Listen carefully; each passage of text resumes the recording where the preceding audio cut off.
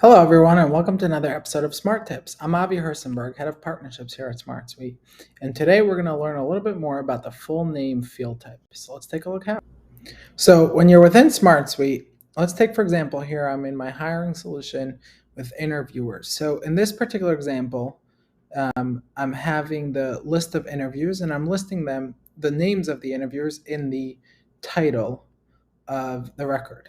But what if I wanted to be precise and make sure I have the full name, the first name, last name, and title broken out?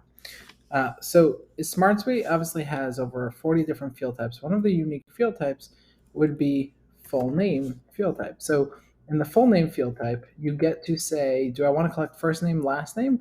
Maybe I only want to collect first name, or maybe I only want to I want to add middle name as well. I also have the option to add titles.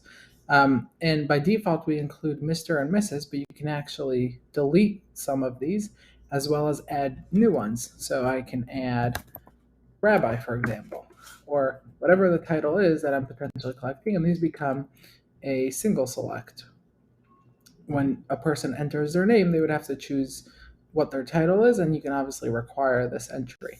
Obviously, you can always turn this field, the title over here, into a auto-generated field that just pulls from the full name field type. But let's take a look what it looks like now when you're trying to fill out this record. So when you click to fill out the record, it's not a single text box anymore, and this is the value of essentially having a full name field type is you get to select your title, first name, middle name, last name, right? So let's just put in Avi D, and then I can fill in my last name as well.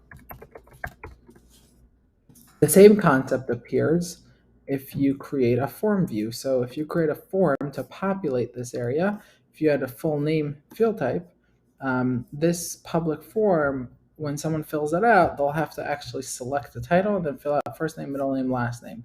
Obviously, I can go back and adjust the field settings to say, I don't need the middle names anymore. I just need first name, last name, and title. Or maybe I don't need the title anymore. I just need, first name, last name. So note what happened over here. Now the middle name disappears and it's not even, it deleted the middle name that I had previously filled out. And if I switch to the form, same concept, title, first name, last name. So that's it for this week's episode of Smart Tips. Let us know if there's any specific topics you'd like us to cover in future Smart Tips.